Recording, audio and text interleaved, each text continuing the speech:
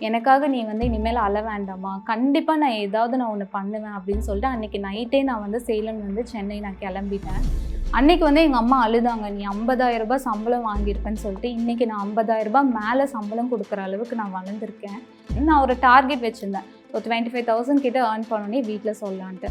PCOD problem, அதுக்கப்புறம் thyroid இருக்கவங்க, 2, 3 வருஷம் வந்து வெயிட்னால பேபி இல்லாதவங்கலாம் நேச்சுரலா கன்சீவ் ஆனாங்க.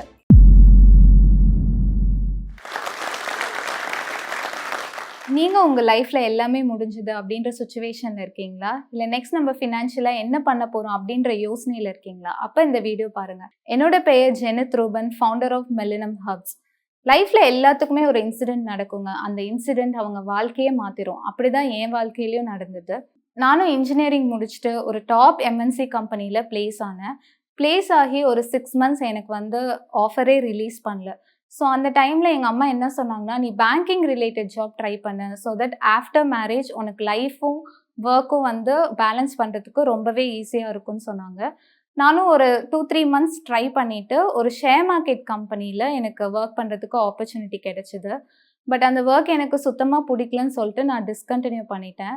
அதுக்கப்புறம் பார்த்தீங்கன்னா, ஒரு 1 இயர் ஒரு கம்பெனியில் 16,000 சேலரிக்கு நான் ஒர்க் பண்ணிட்டு இருந்தேன். ஒன் ஃபைன் டே என்னாச்சுன்னா, அந்த கம்பெனி வந்து ஷட் டவுன் பண்ணிட்டாங்க. இந்த விஷயத்த நான் எப்படி வீட்ல போய் சொல்லுவேன் அப்படின்ட்டு நான் ரொம்பவே தயக்கத்துல இருந்தேன்.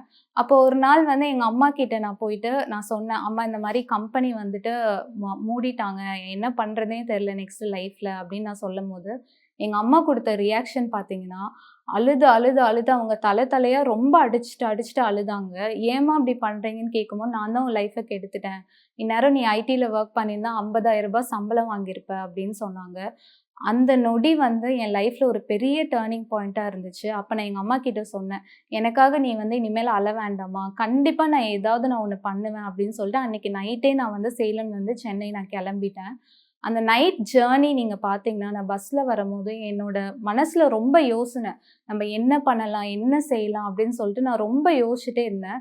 அப்ப சின்ன வயசுல அம்மா வந்து ஃபேஸ்ல வந்து அரிசி மாவு அதெல்லாம் வந்து எவ்ரி சண்டே வந்து போட்டு விடுவாங்க. ஸோ அப்ப இருந்தே ஒரு நேச்சுரல் ப்ராடக்ட் மேல எனக்கு ஒரு காதல்னே சொல்லலாம். அப்ப வந்து அதே மாரி நான் காலேஜ் படிக்கும்போதும் நானே வந்து வீட்ல ஹேர் ஆயில், பாத் பவுடர் எல்லாமே ப்ரிப்பேர் பண்ணி காலேஜ்க்கு நான் எடுத்துட்டு போவேன். சரி ஓகே நம்ம கண்டிப்பா வந்து ஒரு skin and hair care brand வந்து நம்ம எஸ்டாப்ளிஷ் பண்ணோம் அப்படின்னு சொல்லிட்டு, அடுத்த நாளே நான் கோர்ஸ் ஜாயின் பண்ணி ப்ராப்பரா அந்த கோர்ஸ் முடிச்சுட்டு, என் ரூம்ல வந்து 10 பேர் இருந்தாங்கங்க. அந்த 10 பேத்துக்கும் நான் சாம்பிள்ஸ் வந்து குடுக்க ஆரம்பிச்சேன். சாம்பிள்ஸ் குடுத்துட்டு, ஒவ்வொருத்தவங்களுக்கும் என்னென்ன ப்ராடக்ட் நான் குடுத்துருக்கேன் அப்படின்னு சொல்லிட்டு நோட்ல எழுதி வச்சு, ஒரு 10 டேஸ் வந்து நான் அனலைஸ் பண்ணேன். அந்த அனலைசேஷன் வந்து ஒரு 70 to 80% வந்து எல்லாருமே வந்து பாசிட்டிவ் ரிவ்யூ தான் குடுத்தாங்க. அதுக்கப்புறம் என் ஃப்ரெண்டுக்கு நான் கால் பண்ணிட்டு, என் ஃப்ரெண்டு கிட்ட சொன்னேன், "இந்த மாரி நான் ஒண்ணு ஆரம்பிக்க போறேன். எனக்கு ஏதாவது ஒரு நல்ல தமிழ் பேரா சொல்லு" அப்படின்னு அவகிட்ட நான் சொன்னேன். அப்ப எனக்கு அவ வந்து ஒரு 4 பேர் சொன்னா. அதுல நான் சூஸ் பண்ண பேர் தான் இந்த மெல்லினம். எனக்கு அந்த நேம் கிடைச்ச உடனே நானே லோகோ டிசைன் பண்ணேன். ரா மெட்டீரியல்ஸ் எங்க வாங்கலாம், பேக்கேஜிங், ஸ்டிக்கர் எல்லாமே நானே உட்காந்து பண்ணி, ஒரு 3, 4 டேஸ்ல நான் வந்து பிராண்ட் வந்து லான்ச் பண்ணிட்டேன். நான் லான்ச் பண்ண டேட் வந்து செப்டம்பர் 15, 2019 அன்னைக்கு நான் லான்ச் பண்ணேன். லான்ச் பண்ணி ஒரு 3, 4 டேஸ்ல ₹7,000க்கு எனக்கு ஆர்டர் வந்துச்சு.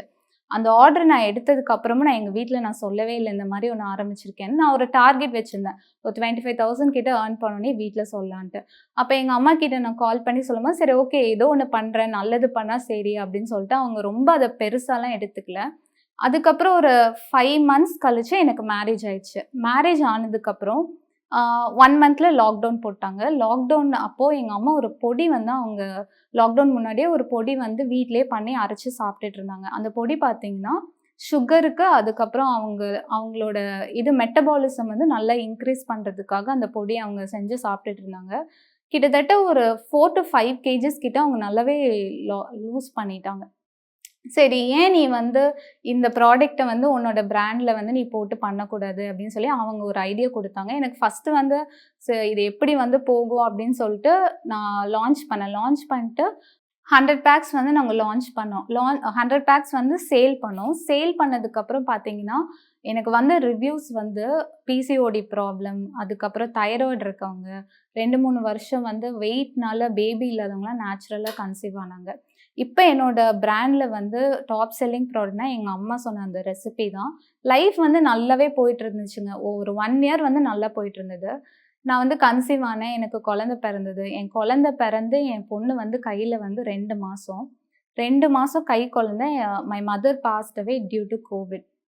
இது வந்து என்னால அக்செப்ட்டே பண்ண முடியல. பிகாஸ் 4 நாளைக்கு முன்னாடி அவங்க ரொம்பவே நல்லா இருந்தாங்க. ரொம்ப நல்லா இருந்தாங்க. நல்லா பேசினாங்க. திடீர்னு அவங்க வந்து இல்லன்னும்போது என்னால அத ஏத்துக்கவே முடியல. என்ன ஆச்சுன்னா, அவங்கள கட்டி புடிச்சு அழுக முடியாத நிலைமைக்கு நான் வந்துட்டேன். பிகாஸ் கோவிட்னால யாருமே வந்து எங்க அம்மாவ தொடக்கூட விடல. அந்த நிலைமை வந்து யாருக்குமே வந்துரக்கூடாது. அதுக்கப்புறம் நான் ரொம்ப டிப்ரஷன், சூசைடல் தாட்ஸ், மென்டலி ரொம்ப அஃபெக்ட் ஆயிட்டேன். இத வந்து பார்த்த என் ஹஸ்பண்ட் வந்து ரொம்ப பயந்துட்டாரு. "என்ன இப்படி ஆயிட்ட? என்னால இப்படி பார்க்கவே முடியல. உனக்கு வந்து தம்பி, தங்கச்சிலாம் இருக்காங்க.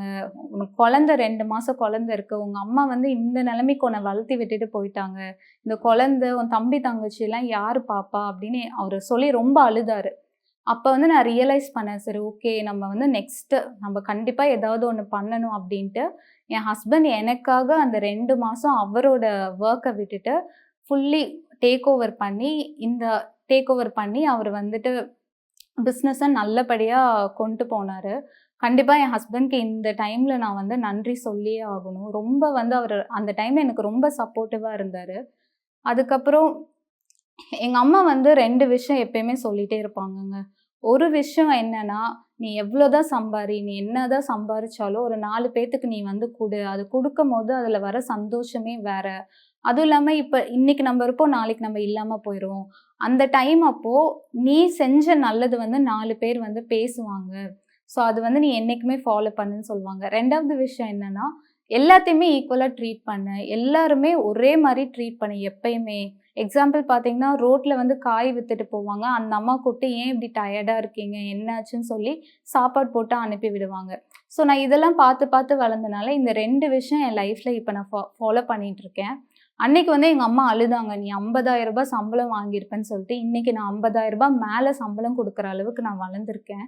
பிகாஸ் எங்க அம்மாவோட ப்ராடக்ட்னால தான். பிகாஸ் அதுதான் வந்து டாப் செல்லிங் ப்ராடக்ட்னால. நெக்ஸ்ட் வந்து பிசினஸ்ல ஒரு 3 விஷயம் நான் உங்களுக்கு சொல்லணும் அப்டின்னா, நீங்க யோசிச்சுட்டே இருக்காதீங்க. யோசிக்க யோசிக்க டிலே ஆயிட்டே தான் இருக்கும். நீங்க யோசிச்சிட்டீங்கன்னா இம்ப்ளிமெண்ட் பண்ணிருங்க. Success or failure at the end of the day you will learn a very good lesson. So implement வந்து அன்னைக்கே பண்ணிருங்க. 2வது விஷயம் வந்து ரிகரஸா வொர்க் பண்ணிட்டே இருங்க. டிட்டர்மைண்டா வொர்க் பண்ணிட்டே இருங்க. இந்த பிராண்ட் ஸ்டார்ட் பண்ணும்போது நான் 2, 3 மாசம் நான் ஒழுங்காவே தூங்கல. அதே மாரி என் குழந்தை வந்து பிறந்து, அவ 8:30க்கு பிறந்தா 9:30க்கு நான் வந்து உட்காந்து ஆர்டர் எடுத்தேன். பிகாஸ் அந்த டைம்ல எனக்கு ஹெல்ப்புக்கு ஆள் இல்ல. நான் வந்து அப்பயும் விடாம 9:30க்கு நான் உட்காந்து ஆர்டர் எடுத்தேன். ஸோ டிட்டர்மைண்டா ஒரு கோல் செட் பண்ணி அத நோக்கி ஓடிட்டே இருங்க. 3வது விஷயம் என்னன்னா, இவங்க என்ன சொல்வாங்க, அவங்க என்ன சொல்வாங்க அப்படின்னு எதையும் யோசிக்காதீங்க. என்ன கூட தாங்க சொன்னாங்க. இன்ஜினியரிங் முடிச்சுட்டு சோப்பு, சீப்பு வித்துட்டுருக்கேன்ட்டு. பட் நான் இன்னைக்கு வந்துட்டு என்னோட ப்ராடக்ட்ஸ் வந்து 4 கண்ட்ரீஸ்க்கு போயிட்டுருக்கு. நெறைய ரீசெல்லிங் நாங்க வந்து குடுத்துட்டுருக்கோம். அதுவும் இல்லாம 25,000ல ஆரம்பிச்ச இந்த பிசினஸ், இப்ப வந்து 6 டிஜிட்ஸ் கிட்ட நான் வந்து ஏர்ன் பண்ணிட்டுருக்கேன். இந்த டைம்ல வந்து நான் கண்டிப்பா வந்து எங்க அப்பா, என் தம்பி, என் தங்கச்சி 3 பேத்துக்கு நான் ரொம்ப நன்றி சொல்லணும். அவங்களும் ரொம்ப எனக்கு ஹெல்ப் பண்ணாங்க. And I also thank my entire family. Last but not the least, all glory and honour to lord. நன்றி, வணக்கம். இந்த வீடியோ உங்களுக்கு பிடித்திருந்ததுன்னா ஃப்ரெண்ட்ஸோட ஷேர் பண்ணுங்க. கருத்துக்களை மறக்காம கமெண்ட்ஸ்ல பதிவு பண்ணுங்க.